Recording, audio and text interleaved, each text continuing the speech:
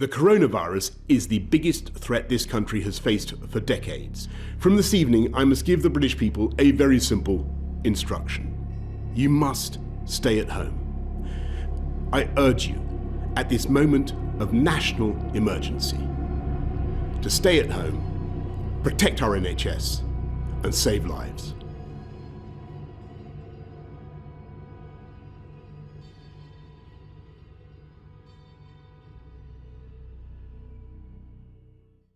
We've already got people that are homeless and households in temporary accommodation. Already had a number of homeless cases that needed to find alternative accommodation. But then when the pandemic hit, it was unprecedented that people were losing their homes through different circumstances.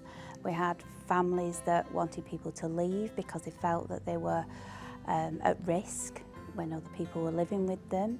So the lodgers were asking us to leave. We've got domestic abuse started to rise, and we've got those households coming in needing accommodation. We'd got landlords, some illegal evictions because landlords couldn't evict people from the tenancies, so there were some illegal evictions. There was all sorts of different homeless scenarios coming through that needed temporary accommodation. But we already had people in temporary accommodation, so we needed to move people out. There was no house, the housing register had been suspended, so people couldn't bid on properties on the Homes for Bolton advertised on the register. All hotel accommodation closed down. There was no movement through any of the refuges or any other types of supported accommodation. So we needed to look at different ways of moving people into accommodation to free up temporary accommodation that was needed for other people that were being made homeless.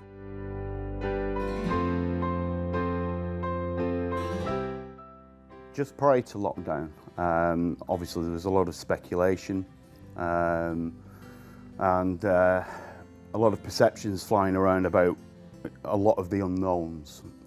One thing that we did know at that time was that the temporary accommodation in Bolton was at a high level in terms of clients living there. One of my concerns that I raised with my director, Gemma Palby, at the time, when we had a conversation around the potential impacts of the coronavirus, was that we didn't know that the full story around the contagion, and that if somebody was to contract coronavirus whilst in temporary accommodation, it could potentially wipe out that unit, impacting on lots of individuals and families. So very quickly off the back of that discussion, we agreed to formulate a plan, a process in order to support direct allocations to those in temporary accommodation in Bolton. And to support that further, we would provide initially a 6 months tenancy agreement for all clients that we look to sign up. Off the back of that, I made contact with John Powell at the local authority to have a quick discussion around how that might look and feel, and actually, is it kind of doable? Absolutely, was the response. A phone call from Craig at Bolton at Home, and we've got saying that we've got these properties that that were ready to let, because they were ready before we went into the pandemic. So how could we have a process of moving people from temporary accommodation into this accommodation quickly and safely? And so we produced a process together and identified families. We looked at all the people that we had, all our households in temporary accommodation, and then looked at the properties. The list was sent over by Bolton at Home, what properties were available, and we then started to look at matching up the households to the properties. We had removals companies that had previously sent staff home, that had got a volunteer team to help support us with removals of furniture. The furniture packages are predominantly put together by the local authority. Some of those were stored at our Riverside depot, But again, all of the logistics, all of everything that was needed to coordinate that person moving from temporary accommodation to a new accommodation, but with all the restrictions of COVID, was something completely new and different for all of us. We had to change how we worked, traditionally a very much paper-based way of working. That changed practically overnight to a digital solution. That was very much sort of ad hoc and learning as we go. But we had everything in place that by early May, we made our first direct allocation. So following lockdown end of March, within a 5-week period, we had a list of properties, because at that time we weren't able to proceed with any allocations. We weren't able to advertise any properties because Homelessness Bolton needed to shut down.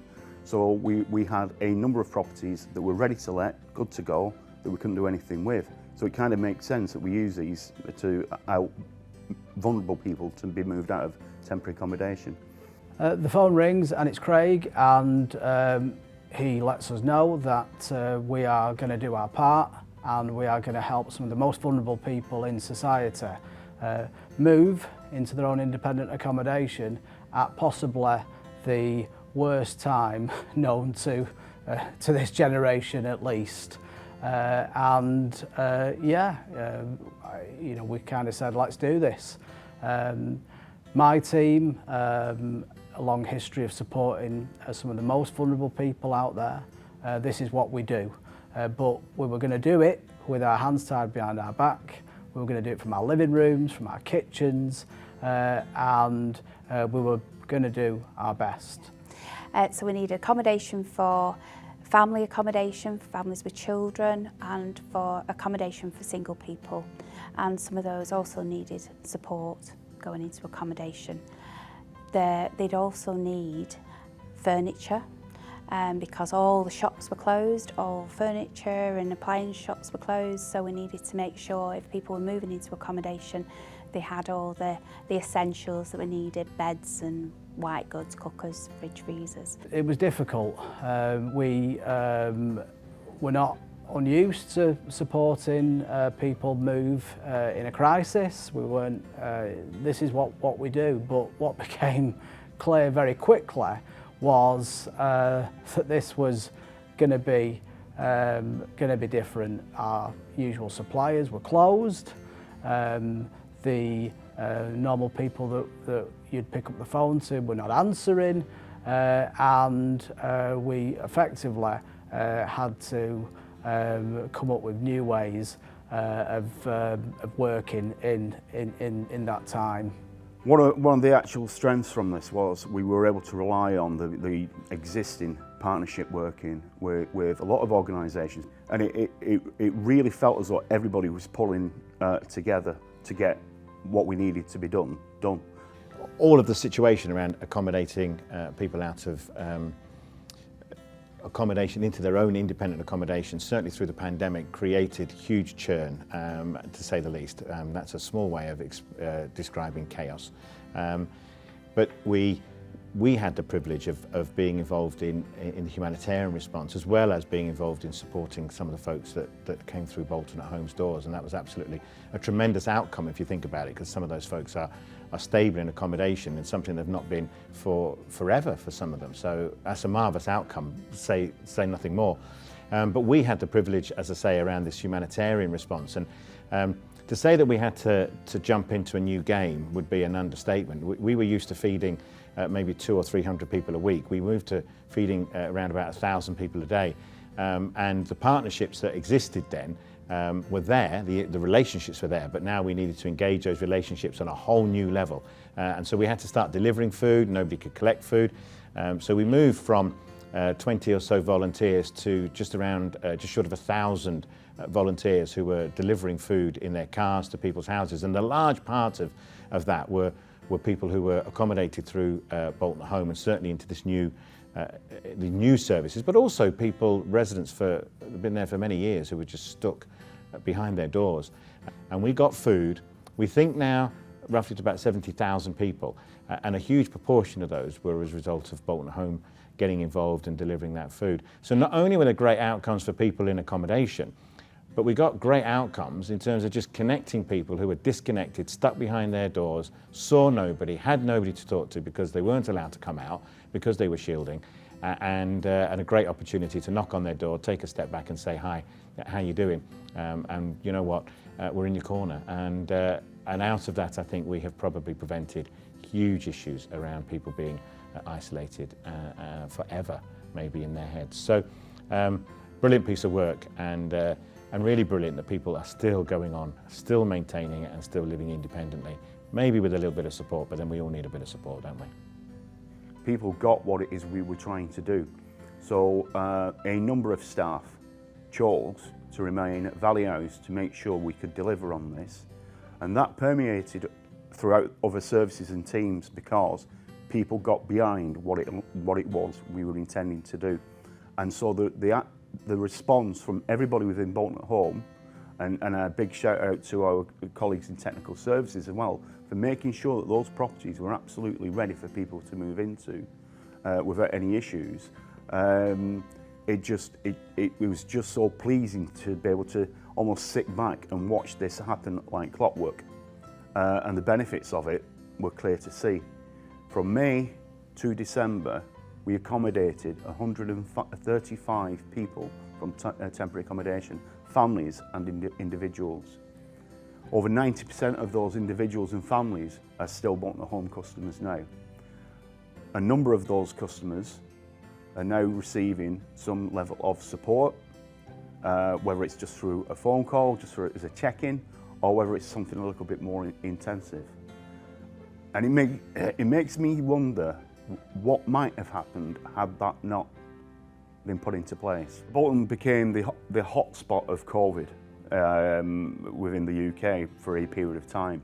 And on reflection now, I do wonder where we would have been had those people living in the temporary accommodation hadn't had an opportunity to access more secure accommodation and permanent accommodation. Because had there been a breakout within the units, again, that would have put pressure on the NHS, other services. In addition to the accommodation that we provided to temporary accommodation, unfortunately, we also saw a rise in domestic abuse. During the pandemic, we did over 70 allocations to people needing to flee their homes in an emergency.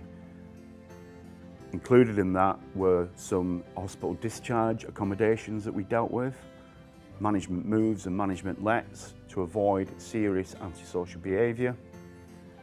So how the services within Bolton at Home and our partners responded to the COVID crisis was absolutely tremendous. Approximately 18 months ago, at the start of the first lockdown, I was depressed. Marriage was broken, abusive and unhappy. I felt that lockdown and its restrictions was a life I had lived before. I needed to flee with the children from our family home. Advised but homeless welfare that the only place available for me was at hostel in Preston. My family and friends were in Bolton, but fearing that I would be found by my ex, I knew I had to take the hostel place. I was contacted by Bolton at Home offering me a house. I was overwhelmed and surprised. Within days, I was helped with moving into my home. Everything from counselling and all my essentials in my new home, our beds, toaster, microwave, fridge. Everything I needed from having nothing was provided for me and my children. The safest place I'd felt in a long time. The tenancy sustainment team, amazing. Supported me through my darkest times, and every time they were just a phone call away. Food vouchers have been provided from Bolton at Home to make sure I never struggled. And now I feel that I have found myself again, providing for my children, working full time. I love our house that Bolton at Home helped me to make my home, and I will forever be grateful. The experience I had with Craig and the team was like no other. I've never met such amazing people. It feels like a community, and they do this every day. For the vast majority of people that we supported to move on, some of those people settled in really well, and we've been able to kind of wave them goodbye, and they are living their lives Some of those people need more help and support, and that's what we do. You know, time moves on, my guys are out there in the community, and you know, fantastic that you know, some of the relationships born out over many months that in recent months my team have been able to get out there, go and visit these people in their own homes, and you know, see some of the results of the work that we did back then. I have been with my ex-partner for 13 years. My children and I have suffered physical, emotional, financial and psychological abuse for over 12 years. It did not feel good. It was like we were not living and just existing. It was his way or no way. The day I left was because of the mood he was in. When he came home and how he reacted towards me and my eldest. We kept it from him that my youngest had an Instagram account. He called us names, and then the things he was saying and started headbutting things, it became physical and really uncontrollable. My friends rang around various places for me. She knew who to phone as she had experienced this before. Housing Options gave me emergency accommodation. I then had an IDVA to support me because I was referred into the Merrick. However, I even made contact with Bolton at Home's Homefinder team to let them know I was fleeing domestic abuse and I wanted to take my name off the tenancy, as the tenancy I left with my partner was a joint tenancy. I was then contacted by Bolton at Home's domestic abuse officer, who gave me advice on my current tenancy and supported me to move on from my temporary accommodation. It all happened very quickly, and I was lucky to have this support. The transition from one accommodation to the other has been so smooth. I have been kept informed and been supported with essential items for my property as I fled mine and my children's homes with nothing. I had no belongings. It was amazing how quickly this was all done. My domestic abuse officer gave me lots of support, both emotionally and practically. This is still ongoing today. It was very crucial that I got the support I did from the Housing Options and from Bolton at Home team. It meant the world, and we all received the support we needed. My domestic abuse officer supported me to move into a Bolton at Home property within a couple of days, and the children are so much happier. They have been through a lot through the past weeks, and we are now a family settling into a new home and a new routine. We are safe. I've always been proud of the work that we do, not just with the Homefinder Service in terms of allocations, but as an organisation, what we do within our communities, but also with our partners and alongside our partners. What we did as a partnership, as services, as individuals throughout the pandemic last year, and the impact that it had on our communities, I could never be more proud of.